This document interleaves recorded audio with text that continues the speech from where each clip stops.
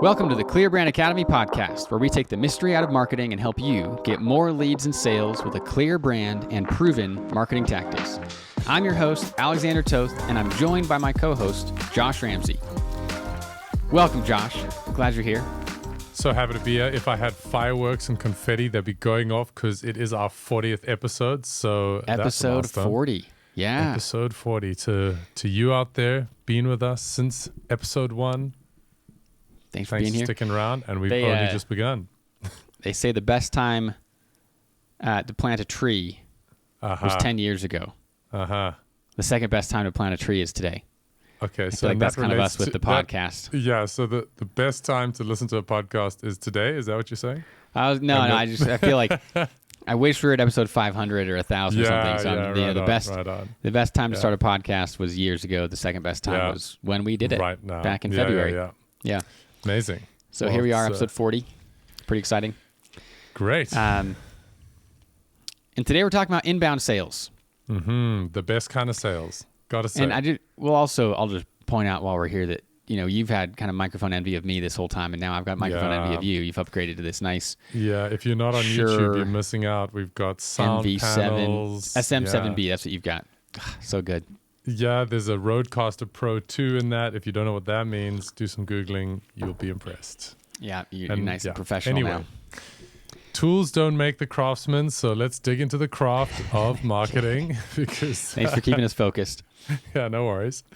And maybe just a bit of a qualification there. I said inbound sales are the best sales. And I guess as a sales, I'm in business development, so maybe it's just the effort output.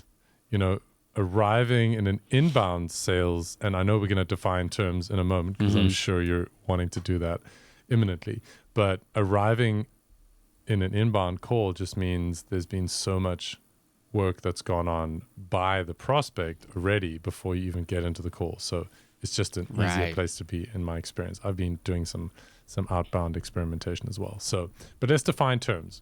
What does inbound mean? Yeah. So inbound is leads that are coming to us.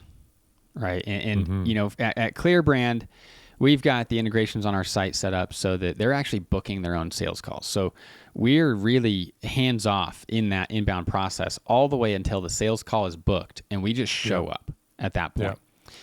I'd say that's kind of the ideal inbound. We build websites, and so we're directly involved in creating the integrations for folks. And not everybody does the sales call scheduler in the site. And we'll talk about how we do that here in a minute because we've kind of figured out what I think is the best way. We've done a lot of testing on that. But sometimes folks just receive a form and they've got to kind of chase the person. So I do think that this sales call setup where we just have to show up is kind of the ideal. I'm a big fan.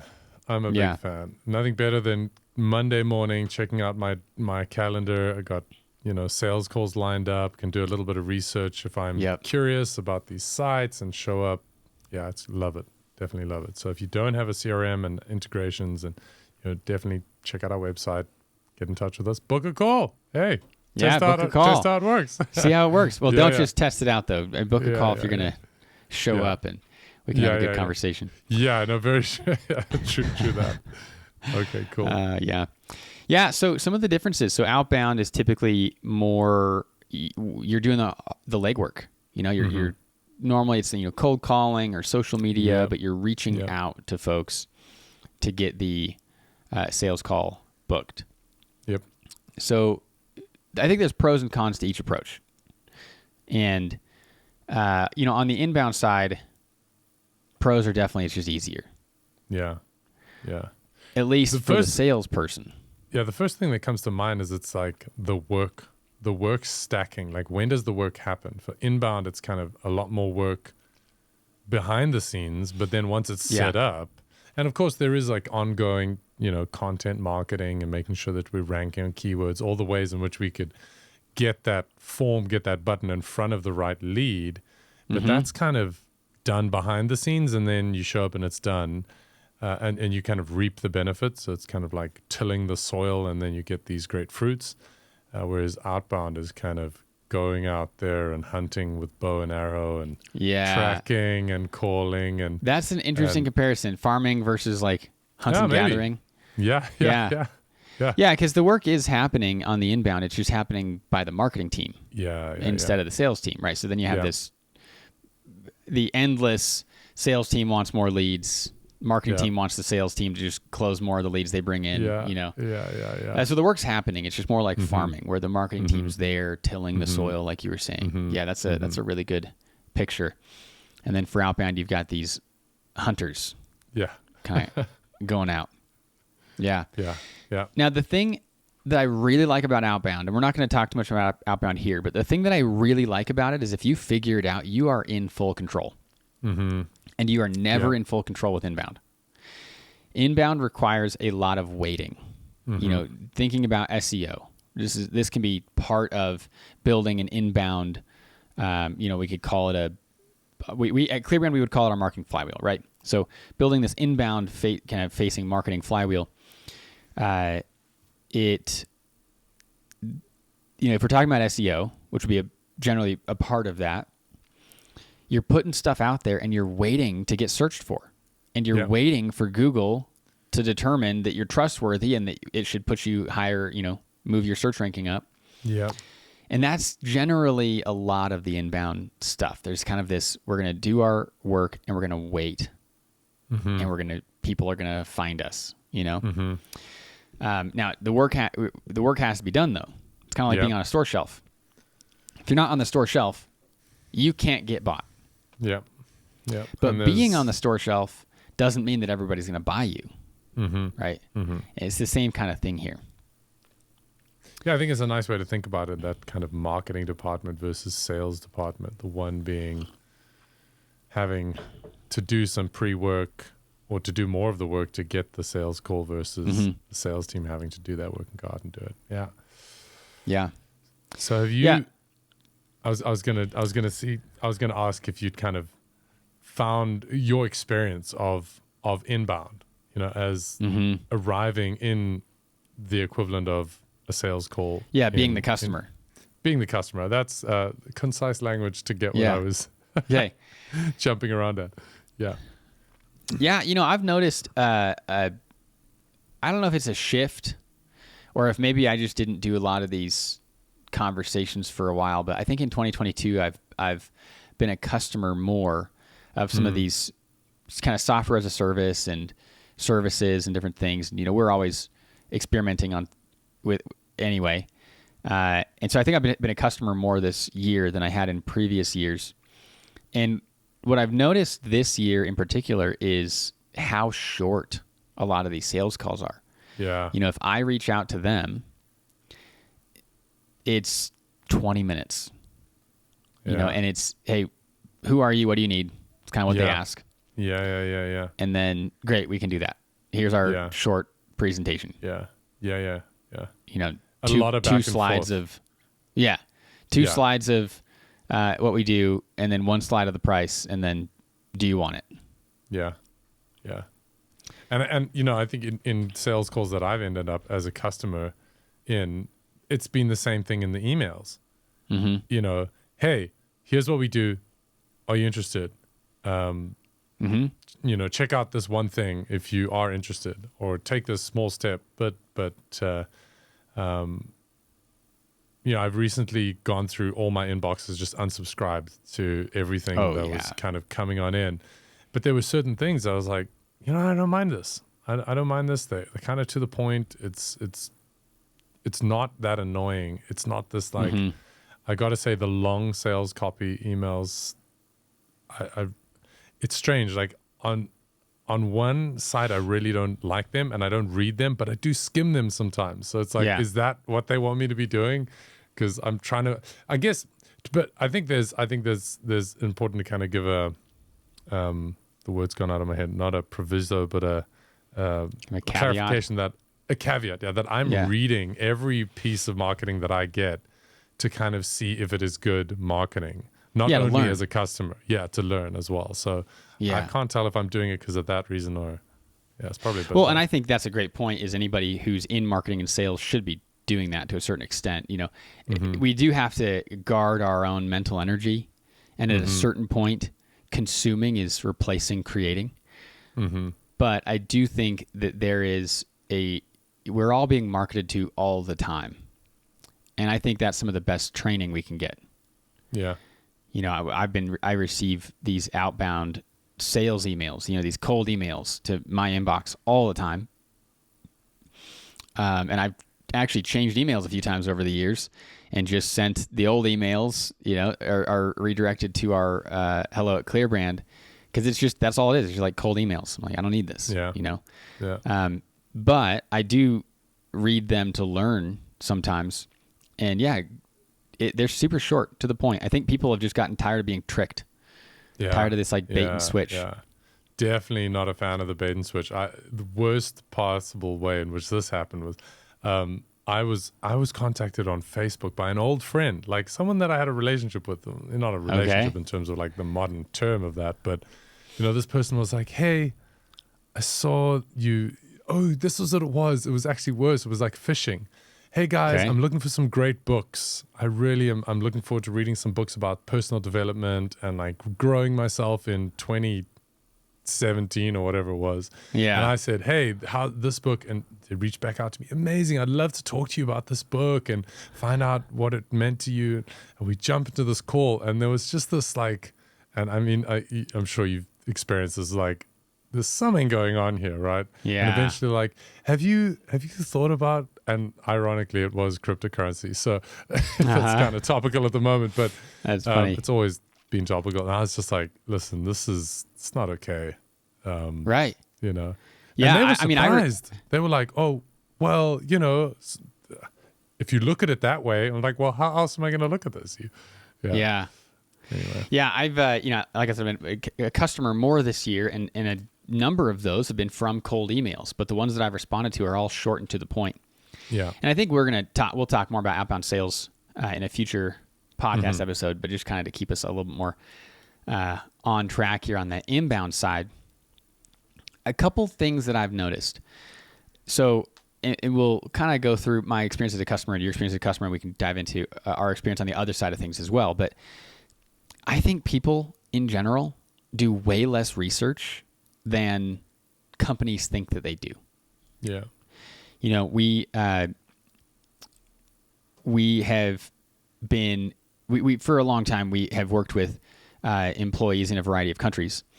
And I was going through and figuring out the best way to do that. So I was interviewing 4 or 5 different companies. As far as I was concerned, they were all the same, right? I'd Googled it, showed up. I have no clue what the difference is.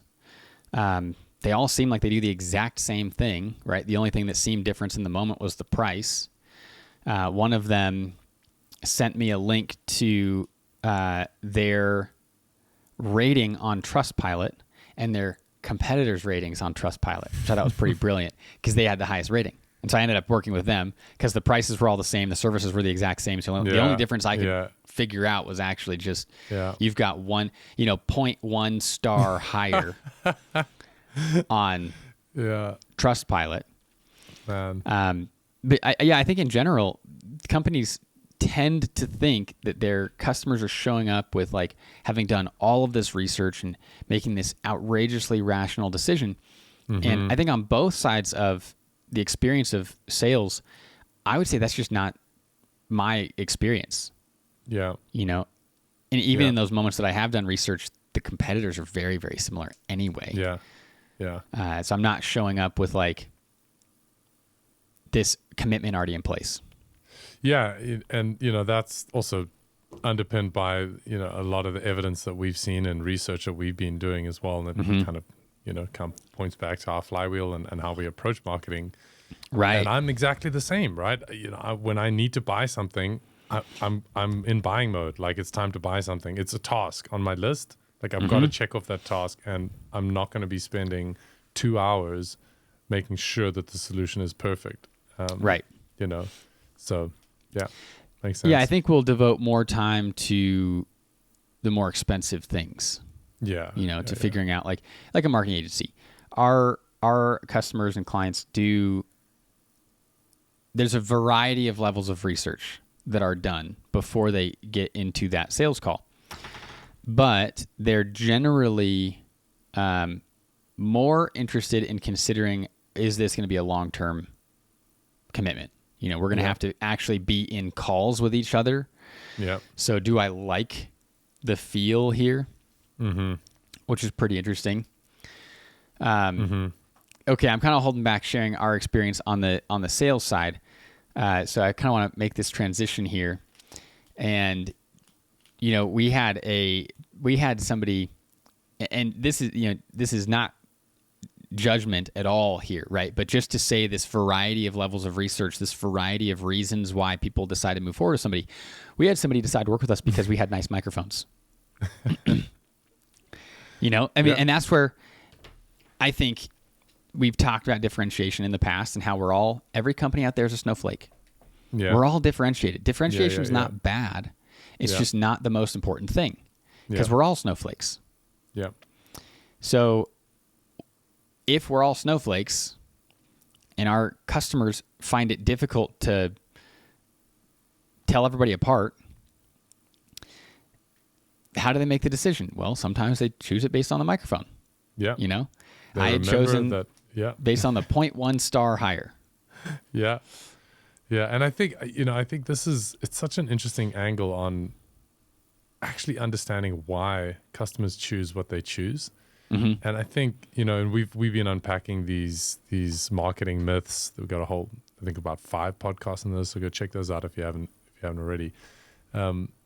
That it's very easy to confuse causation and correlation in marketing. Totally. Like 2 things are happening and we're like, well, they must be causing one or the other, Mm-hmm. Sales funnels, that's a big one that we're going to be unpacking and continue to unpack this idea of every prospect is moving through the same sales process and statistically that will mean exactly this.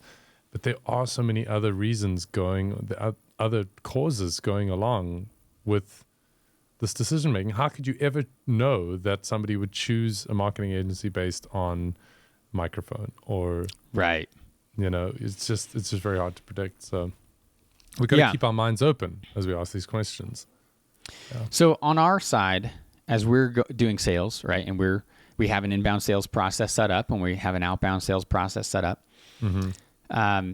Our overarching view is that, and this is based on research and this is based on years of experience, but our overarching view is you can't really, how do I say this? Your job when you show up in that call is really just to not mess it up. Yeah. Because your competitors are doing a good job. So if you do a great job, you're on the same level as your competitors. Mm-hmm. Mm-hmm. Mm-hmm. And I think that this is a little bit of a different mindset from where we started, which was if we do a great job, we're going to stand out. We're going to be the clear choice and all. No. Our competitors are doing a good job too. And I think most people's competitors are doing a pretty good job. Yeah. And so this kind of shifts some things, right? And it's that same idea of, well, if you're not on the store shelf, you can't get bought. But if you are on the store shelf, it doesn't necessarily mean you will get bought. Bought, right? But you have to be on the store shelf to start with. Yeah. And so we have to be doing a good job. That's kind of like your ticket to play the game is doing a good job. Mm-hmm. Mm-hmm. Now, when we're doing a good job, some things that we've noticed. Number one, I hear a lot of folks throwing around, we've interviewed a bunch of sales folks and talked to closers and all this stuff. The closer is the person who just shows up to the call. They don't do anything else. They just show up to the call and they close the deal, right? Yep. So throwing around their close rates. So something we've noticed about close rates is they are generally more related to the number of companies your potential customers are interviewing than they are related to the quality of the salesperson, right? So for us at ClearBrand, most of our clients and most of our prospects interview 4 agencies total. Mm-hmm. That means we are one of 4. And if all things are random, if we are absolutely equal to our competitors, we have a 25% chance of closing. So that means somebody showing up and saying, I've got a 25% close rate. It's like, okay, good job. Well, you're as good as the others. Yeah. You didn't screw it up. Yeah.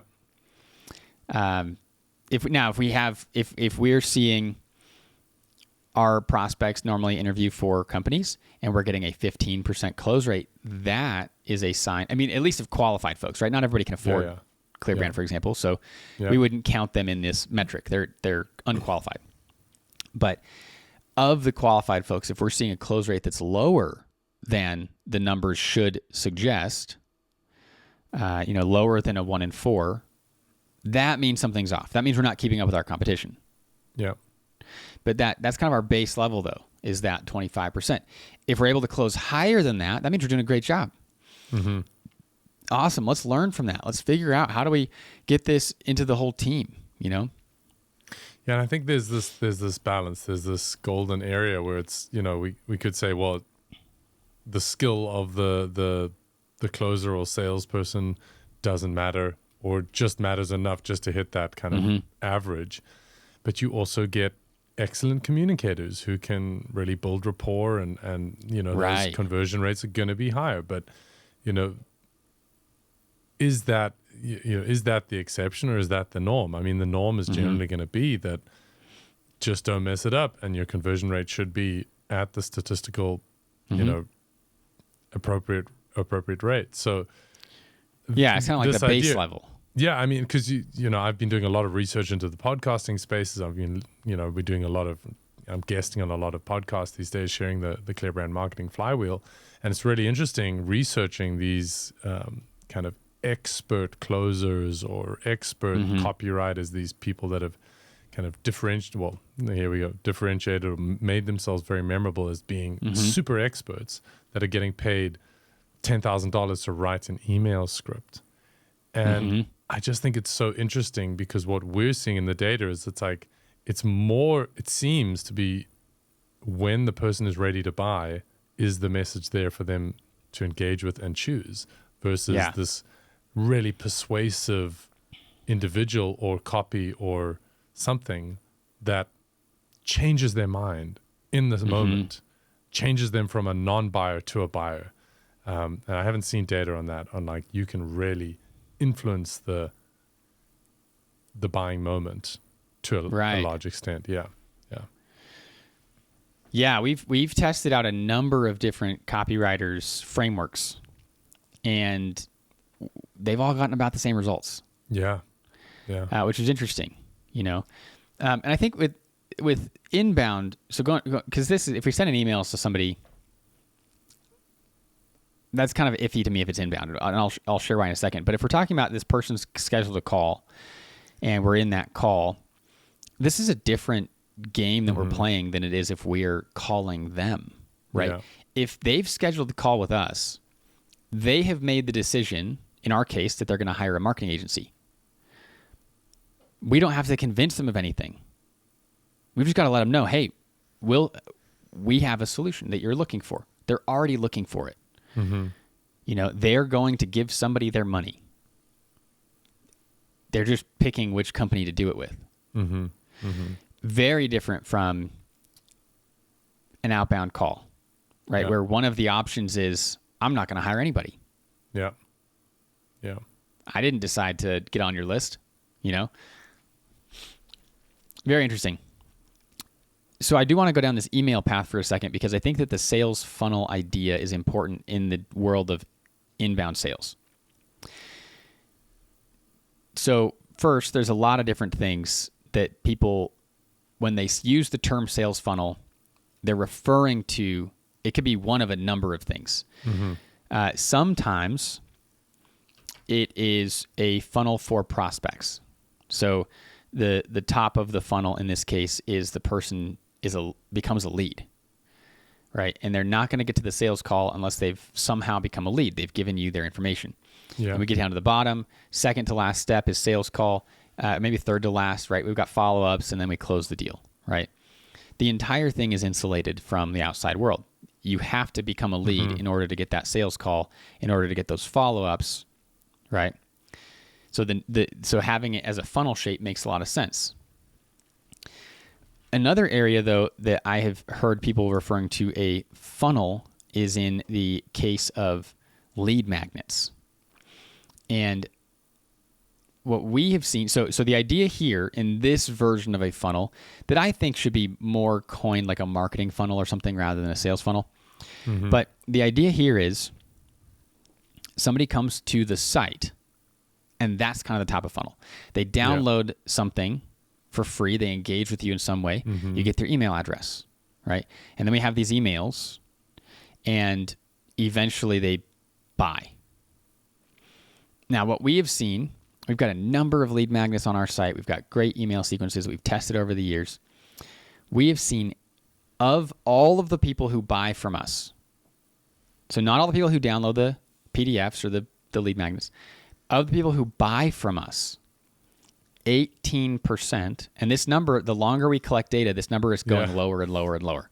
All right, we were sharing this, maybe 15 episodes ago, and back then the number was 30%. 30, okay. And now it's down to 18. So there's the more data that we're collecting on this, the lower the number is going. But as of right now, it's 18% go through that version of the funnel, this marketing funnel idea. Now, that does not mean it's bad, and it doesn't mean don't do it. Yep. Right?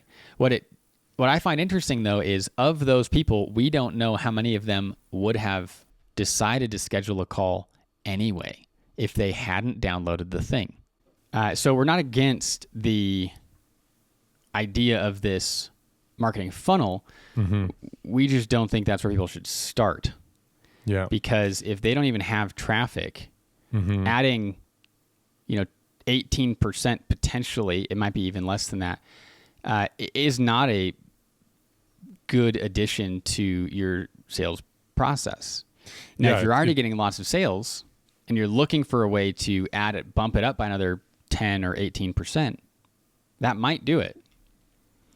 Yeah, I think it comes back to our flywheel, where we're asking these fundamental questions, right? Where we're looking at, well, what are all the options on the table? Because if we just go, well, we got to get a sales funnel and it's got to have a lead magnet, and let's spend 2 months building an ebook so that we can have a lead magnet, and all of a sudden you're like, hold on. That's a lot of work. That's a lot of work, So, and this is why, coming back to these fundamental questions is just so super important. And the reason I'm kind of going on about it is because I've been there. I've done that. I've built the ebook. I've done it. I've built the online course. I've built the this, the that, the thing that is going to attract that initial top end of the funnel. So just double check if the funnel's what you need and ask some good questions before you get stuck in. Because once you get stuck in, yeah, absolutely, yeah. ClickFunnels has a totally different funnel. Funnels just, it's a word that describes so many things these days. ClickFunnels is taking sales that you would have already gotten, and you're then selling something else, or you're upselling. Yeah. Right? You're adding to the sale. So that's another way to increase your sales, potentially, depending on how you do it. It's just not where you start, right? If you got 0 sales, having a ClickFunnel is just not going to zero, right? Plus an add-on is still 0 because you have to get that first sale first. Yeah. So I think just last thing on funnels, because I've been there and I've watched so many videos and I've bought so many different funnels and funnel software. It's a very simple concept that you want to hold on to in the world of marketing, which is complicated. Yeah. It is not straightforward. Each company's products, services, depending whether you're physical or, so many different variables. You want to hold on to something, and funnel seems to be something that is easy to understand. It kind of makes sense. Yeah. And we want to do it. I think that's a huge part of that is the numbers work out, right? If you look at how many people came to our website, and then how many of those people downloaded a PDF, and then what was the number of purchases, online course purchases, or what was the number of sales calls we got, right? The numbers go from big to smaller, and you'd think these are all the same people. And it wasn't until we were able to track things a little bit more specifically that we noticed actually they're different people. The people buying are not the people in the funnel. Yeah. I mean, at least 82% of them aren't. It's that if you don't have tracking software that is specific enough to tell who has specifically done what, you can't know that. So it does seem like, oh, they must have downloaded the thing, right? Or so again, not to say it's bad. It's just not where we'd start, right? People have to know you exist. Let's start there. Yep. Right? What research shows is most people will buy when they're ready. So all they need to do is know that you exist. So this brings us back to this inbound process, right? Yep. If somebody knows that you exist and they're in a place where they're ready to buy, you make it really easy for them. Great. That's kind of where we should, if we're going to devote all of those hours to an ebook, why don't we start by devoting all those hours to becoming easy to buy instead and easy to find, right? Whether that's through Google Ads or that's through, we've gone through I would listen to the last episode on the strategy. There's a lot of ways to do it, but we want to go through that strategy to be maximizing our availability and reaching the market. Now, coming back to inbound sales, though, if we are easy to find and they find us and we're easy to buy and they schedule that call, that's an easy process for the salesperson, which is what I love about inbound. You have a lot less control over the inbound, like I was saying earlier, but it's awesome. It's awesome to have when it works. You've done a little bit of both of these at Clear Brand, the inbound and the outbound. What's been your experience? Well, yeah, I mean, I think there's definitely one way to think about it is power. There's a power difference of who has the power in a conversation, or maybe who's on the front foot and who's kind of more relaxed. And I've found personally inbound to be so much more relaxed, right? Because we know that they're intending to be there. They've taken the time to schedule the call. They're showing up. They want to know if we are the solution for them. So all I have to do is, hey, this is what we do. What are you trying to solve? Well, at Clear Brand, generally I start off with learning a little bit more about the business, stuff that I couldn't find out, stuff out of their mouth, because obviously I've done some research. But, we've got done for you at Clear Brand, where we do everything. We've got done with you, where we train you how to do the kind of stuff that we do in marketing, and we got do it yourself. So I'm trying to help them figure out, well, which one is going to be the most appropriate. And then we go, great. Well, let me tell you about this one. And then, I'm generally jumping into a few slides. Here's what the thing is. I try and show you as much as possible without telling you too much, because I want to show you so that you can see it. Because, I think that's the irony as well. Is if you were buying something in a real shop, would you walk up to the guy in the store that helps point people in the right direction and say, hey, I'm looking for this type of cheese? And he goes, well, we got this type of cheese and that type of cheese. Okay, great. I'll take that one. Meet me at the cashier. No, it's like they point you to it, go look at it, go feel it, go touch it, go see what it is. And then if you want to buy it, there's nobody there over your shoulder like, you should really get this cheese. Wow. Right. If you'd be a fool, you should see the people that aren't buying this cheese. They're just not, they don't know anything about anything. So, that's inbound. Hey, this is what it does. Right.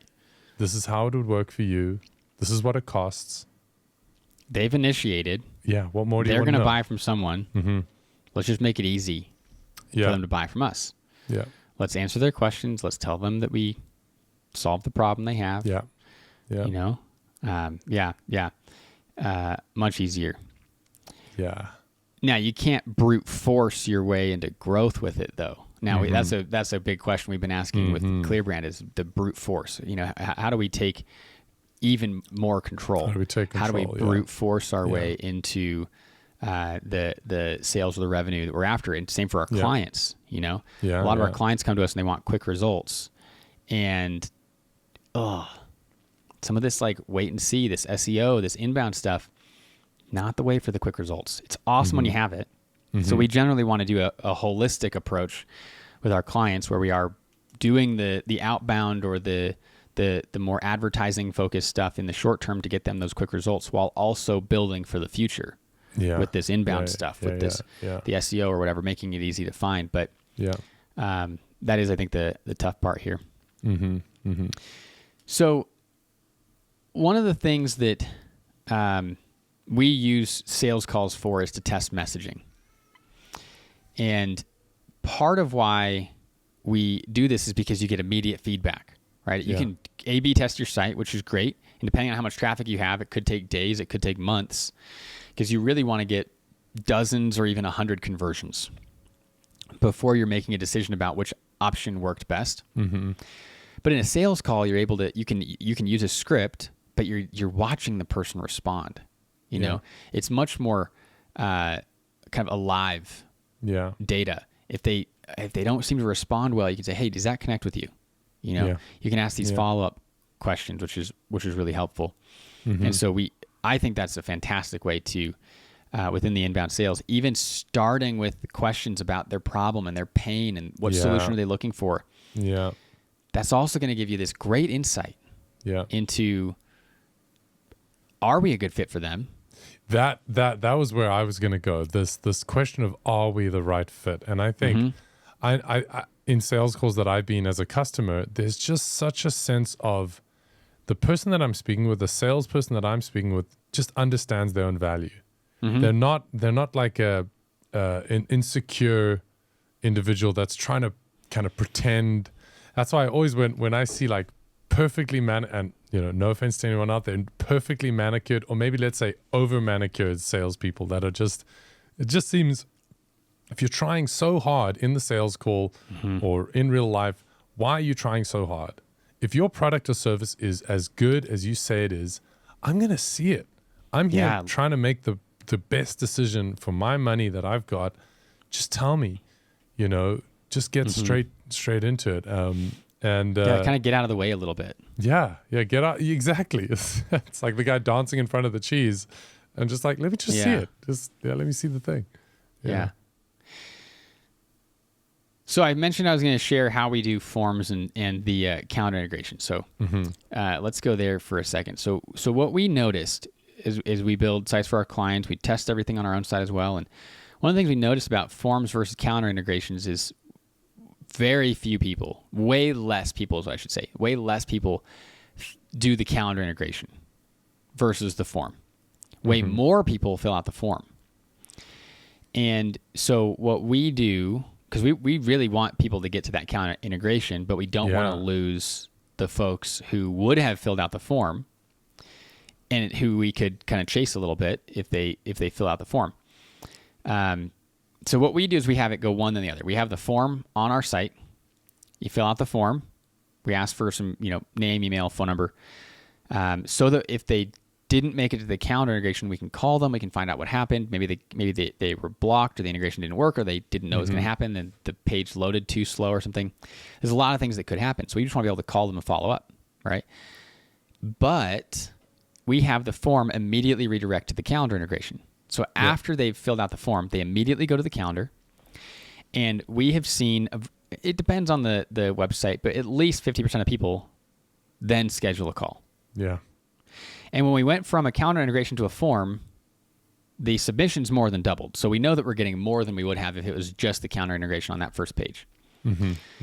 We have seen at times, and we believe at the moment we have been targeted by some competitors who are trying to waste our money on Google Ads.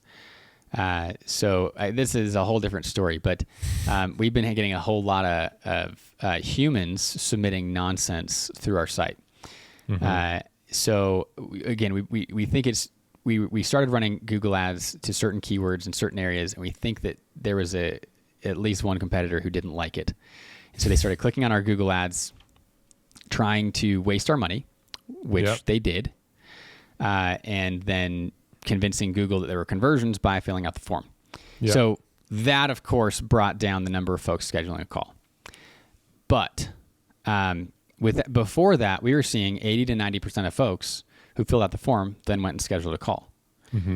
So huge, amount of engagement there going from the form to the calendar integration. So I think that's a testament to this methodology. Yeah, and I think one of the ways in which we reduce that amount of unqualified lead submission, let's call it that, was by getting quite specific questions around who we're looking for And again, Yeah. who would be a fit for what we're looking for? Company size, other bits of information that are useful to us, that somebody that might be trying to jig the system, or even a bot out there, I know that happens as well, wouldn't be able to get through. So again, these people are looking for a solution, whether they fill in 3 name, email, phone number, or name, phone, email, and 2 other fields. Just a little pro tip, think of some additional questions just to protect yourself a little bit more from. Yeah, that's part of how we dealt with some of these spammers. We made the questions a little more specific. We added a couple extra questions in there, and that seemed to help. But regardless, this idea of their initiating, I think, is key to inbound. Yeah. And we get into that conversation, and our job is just to be helpful, right? To let the product and services speak for itself, to ask some good questions so that we're learning. And I think that's pretty key to a good call. We've tried a variety of sales scripts over the years, just to go there for a minute here. Yeah. It appears that some work better than others, but because there's so many variations within a call, even if it's the same person using the same script, they're going to say certain things a little bit differently. And then we start to tweak little things. It really is difficult to go through a solid process of A/B testing and get each sentence, down to perfection. So in general, what we've noticed is starting with some questions, both for our learning and for them having an opportunity to share. Then going in and talking about the product. A lot of folks are nervous they're getting tricked. So we'll also, for example, we like to display the pricing in a way that they know that we did not increase it for them, right? Because that's what some marketing agencies do, is they'll if you're a company with higher revenue, they will charge you more for the exact same service. Yeah. And so we've had folks who, they just want to see this level of transparency. So if we're answering if we're there showing what we do in a clear and simple way that connects our solution with the problem that they have, we know that they're already looking to buy. So we're just trying to be helpful here.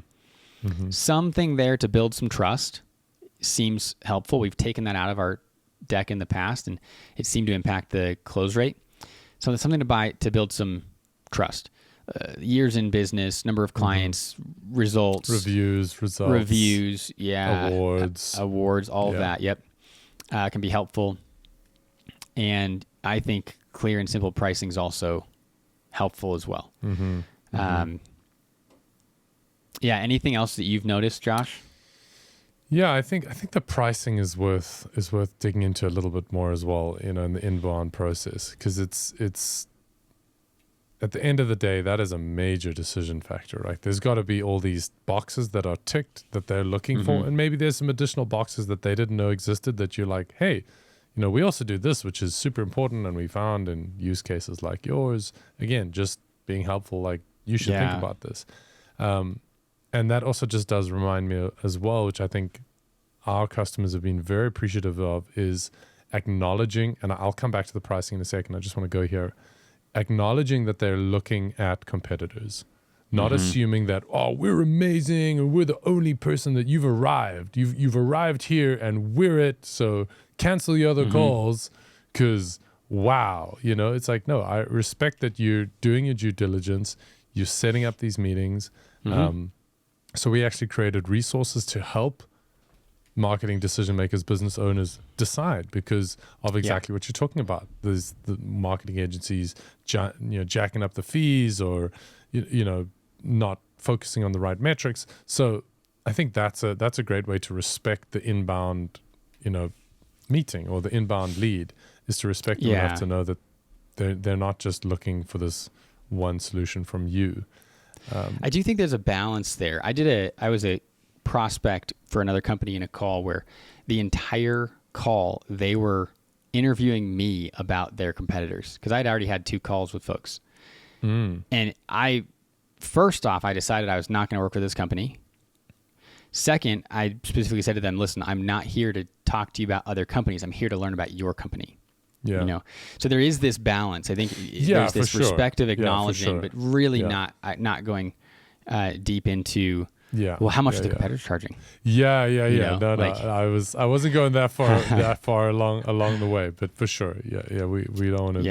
We want to keep them focused on, again, serving them. We're not trying to extract value from them in terms of competitor analysis. That's not what this is about. This is about helping them understand what we do and if it's a fit. So just coming back to the flywheel, I think if we talk about the competitors, what we're doing, we need to build memories. We've talked about this in the past, kind of like an audition, right? If they can't tell which one we are, they're not going to choose us. So if we're sitting there talking about the competitors, we're just muddying the water. We're making it harder for them to remember us. I don't even want to mention a competitor's name in our, in our calls, because I just want this to be clear brand, right? We're just building up those memories there. Yeah. So coming back to pricing, what we have been testing with and what I've seen great results from is having, obviously every customer is looking, they've got an idea in their head and they've also got an idea about what might work. And we as experts need to acknowledge that at the same time as serve them in the best way possible. And that might be in conflict with exactly what they think it is that they need, but that's why they're coming to us. We're experts. So I think approaching the pricing, really just putting it out there. We have no idea how important getting a solution is for our customers. We can't make any assumptions about the budgets that they have.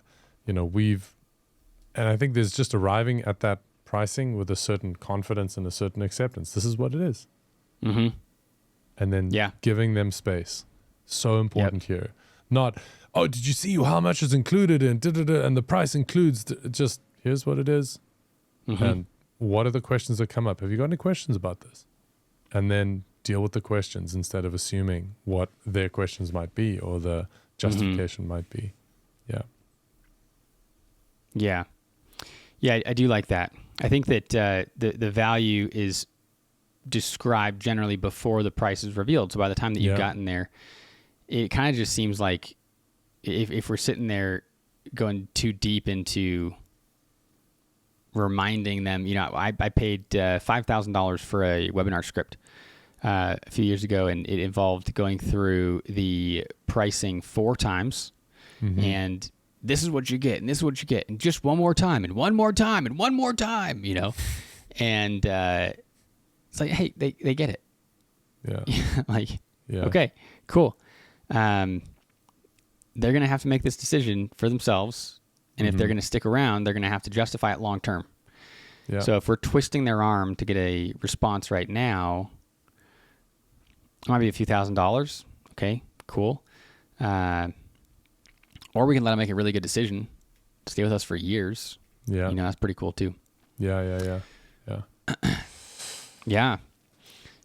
So quick summary here.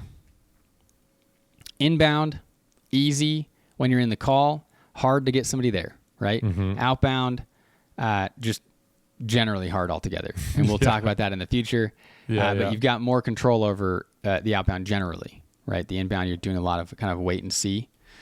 We like to test messaging in the sales call to get immediate feedback.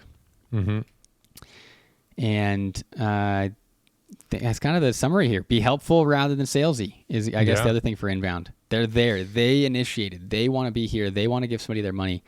So our job is just to not mess it up. Yeah, and I think, when we work with startups, we encourage them to think about a 12-month kind of journey that they're planning out their budgets on. It takes time to get inbound right. But when you do, wow. It's, it's just, I've got a little bit of a background in permaculture, and investing in soil so important in your garden. Like, you can't just keep throwing fertilizer on the top. It'll eventually burn things out. And I don't want to add more into the summary here, but that's it. Cool. Awesome. Well, we'll see you next week. One. Yeah, and just to keep in mind that we do have Done For You. If you're looking to get marketing agency support in your marketing, come and schedule a call with us. We'll have a look at the strategy that we'll take your company through. If you are looking to train up your marketing team, we've got a great solution for that. And then, of course, we've got a do-it-yourself, very accessible for anyone that wants to get going tomorrow on writing, building, and growing a website that sells. So check us out, clearbrand.com. Thanks for listening to the Clear Brand Academy podcast, where we take the mystery out of marketing and help you get more leads and sales with a clear brand and proven marketing tactics. If you liked this podcast, please leave a review on Apple Podcasts or wherever you listen to podcasts. If you'd like to outsource your marketing to our team, go to clearbrand.com.